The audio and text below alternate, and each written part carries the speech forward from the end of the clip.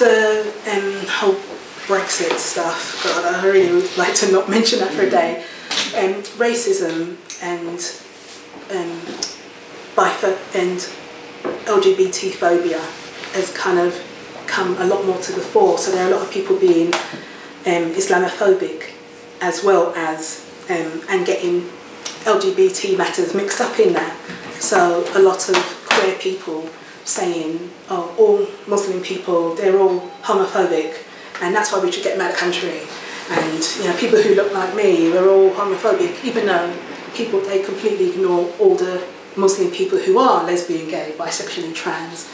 And you know, there's some great groups like Safra and Iman who do great work, and some, quite a few members of Boys of Colour are also Muslim as well. But that all kind of gets mixed in together with the anti-black and brown hate that's really just gone through the roof since the election. But you know, this is who I am. If I've got to keep on going, because this is me. I can't say, oh, today I won't be black, or today I won't be bisexual, because that's in every cell of my body. That's who I am. What do you think is causing the you know, the hate to escalate? Brexit, and what can be done about it? Yeah, the EU referendum is definitely part of it. I mean, it was always bad before, but wow, has it gone through the roof since then. And traditionally, people who may not have been affected so much by racism, like Polish people getting their places burnt down, you know, it's just a terrible thing. It's terrible for everybody, and it's almost like it's legitimised the hatred, even though that's not what the EU referendum was about. You know, it wasn't about Muslim people or black people at all, but it got kind of combined in that, and it's a deadly mix. And what can be done about it? Oh, wow. For people to have zero tolerance for this sort of thing, for people who know what it's like to be,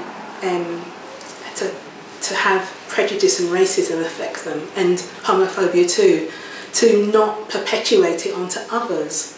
A lot of the racism I get have been from white LGBT people, which is just shocking. You know, it's like, you know what it's like, why on earth are you carrying on? And the same goes with biphobia, because I mix in mainly LGBT circles. I think that's part of it, but a lot of the biphobia I've received has been from lesbian and gay people. So yeah, just a realisation that, yeah, this is just not to be tolerated. You know, we're not just statistics or groups of whatever, we're living human beings, we've got feelings, and to be insulted left, right and centre. You know, when I go to something like Pride, which I don't go to London Pride anymore since the whole UKIP thing, but you know, to have people shouting out, start singing the Bucks Fizz song, Making Your Mind Up, as we start passing, or shouting out breeders. You know, and breeder is a really racially loaded term as well, but that's the last time I went to Pride. That's what people were shouting out at the bi group that were going. Was that gay people shouting out? Yeah, other marchers. No, other marchers. That's quite surprising that people would even do that. It's a regular thing. But do you think that's something that's recent? Because I remember going to the ones in the 90s, and everyone was very supportive of each other. I was racially abused at Brighton Pride in 1995. I was actually spat on by another gay guy who was marching. Yeah, and that was in the 90s. I've never been to a Pride event where it hasn't had some kind of biphobia involved, and that includes things like Black Pride as well, where people kind of come by our stall and go, oh, that's you, that is, you know, or make nasty comments. It's, yeah, to have a zero tolerance, and I think there's a lot of sort of pushing it under the carpet. In a lot of LGBT environments, that we all get along and we're all one big happy family. No, we're not. Not at all. You know, trans people get treated terribly, bisexual people get treated badly, disabled people going to LGBT events get treated awfully, if they can get in at all, because a lot of the places are just not accessible. I went to the O-Bar in Soho in London, which is like a massive gay pub that's, you know, a lot of history, and one of the few ones that Crossrail hasn't managed to close down as they're digging their way through central London. And everybody's walking in, and I get stopped on the front door and patted down and questioned, what am I doing here? And it was for a group that was meeting upstairs. And then, so, okay, this is weird, all the other white people are just walking by, and I get to the staircase and get stopped again and questioned, what am I doing here? You know, that sort of thing, it should not be tolerated at all. You know, we really need to put our house in order. And it's not before asking straight people to respect us, but when you're not respected by straight people and you're demonised by lesbian and gay people, it's just horrible. Sorry, I went off there. And yeah, to have a zero tolerance to kind of bigotry, that it just ruins our lives, really. There's a great online resource called the Bisexuality Report. It was published in 2012 by Open University, and it's free to download. And some parts of it are very, very good, some parts not so much. But they've got some great stats on things like 67% of the bisexual women that they've interviewed have experienced domestic violence. And that's a massive amount, and that's more than lesbians and straight women as well. But, you know, there's no kind of consideration given to that. You know, Broken Rainbow, I don't know if you knew about that, it was a LGBT domestic violence helpline. They went under this year, but Gallup has taken over the phone line, so there is a bit there, but there's very little support, even though we experience worse mental health than lesbians, gays and straights, more domestic violence, you know, a lot more poverty and homelessness as well, but there's very little out there for us. And oftentimes we're told, oh, you know, that's covered by LGBT, and it's not. It's just not at all. An awareness that there are very specific differences within LGBT would count for so much. My girlfriend did a section in the bisexuality report, so it's okay for me to repeat it, but when she went to get a sexual health checkup in Manchester, Manchester is quite a LGBT friendly city, when she told the woman at the clinic that she was bisexual, she was told to go to the gay men's clinic because they know about all of that stuff. Which is just, you know, this is coming from a registered general nurse. You should see this sort of thing every day, really, you would think.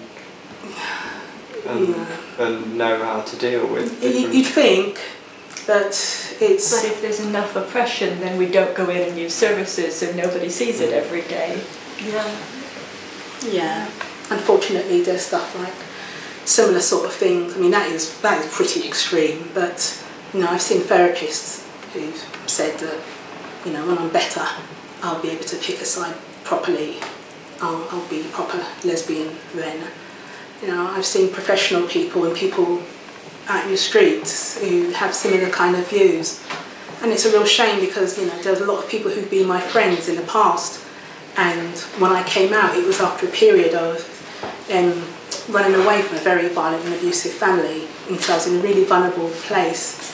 And to have friends, like the last vestiges of the place I'd run away from, turn around and say, there's no such thing as bisexual, and just refuse to speak to me after I'd lost so much, that was really wounding, and 24 years later it's still something that's hurtful for me. But yeah, you'd think people would know better, but unfortunately there's a lot of, they don't, or they just don't want to know better. They're much happier with binaries, gay, straight, black, white, nothing in between. People need to categorise, do you think that's what it is? Yeah, that's a big part of it, but bisexuality is a category. Yeah. And the being LGBT, you know, it stands for bisexuality, but a lot of the times they just don't want to admit that. And it's, yeah, that's a real shame. So I'm really glad to be in this space and do my silly poems and stories, and you know, because when I think about it, I can get very depressed. So it is nice to do my stuff with all the actions and and whatever, because it just, yeah, because this is my life, and even though I do suffer with depression, I don't want to be depressed the whole time. So yeah, and that's why I do things like silly little robots as well, doing sort of fighting back against biphobia. Yeah, again, I've just completely gone after religion. I will add a thing that one of the things I asked when I was putting this together, knowing who lives in Leicester, is how do you say bisexual in the various Indian languages, which is actually quite difficult. I've been in contact with groups in Birmingham about what sort of wording is used in different languages. And also I was put in touch by Tilda in the Netherlands with someone who's a bi activist in Poland. So I now have a PDF of a leaflet about bisexuality in Polish, which as soon as I can work out the page order, I will put it and have around. We have a big population in Leicester, so I'm quite looking forward to having that. Yeah. So there are people, as they often on their own, doing this, and it's really nice to connect with them. Yeah, I would like to see things in more community languages. There's another great resource which is downloadable called Getting By, and that's produced by the Manchester Biphobia. We've got any linkage there? I don't think you've got any of those somewhere as well.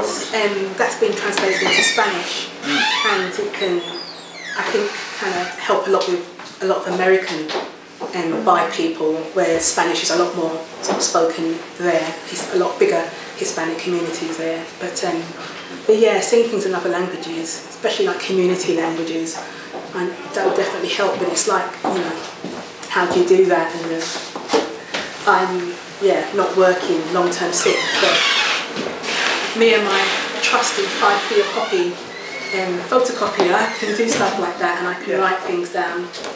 So yeah, you quickly learn how to make something out of nothing, really. There's a nice bit in the book. Purple Prose is our new bi book. It's the first one for 20-something years in the UK, so we're really pleased it's just come out. One of the bits of writing at the end is things that people can do in 5 minutes or 10 minutes or an hour, or if you've got a day, just often little things that make a big difference to when I meet people that have said they've never met another bi man. I mean, they have, but they don't know that. And it's just that little, they're not the only one.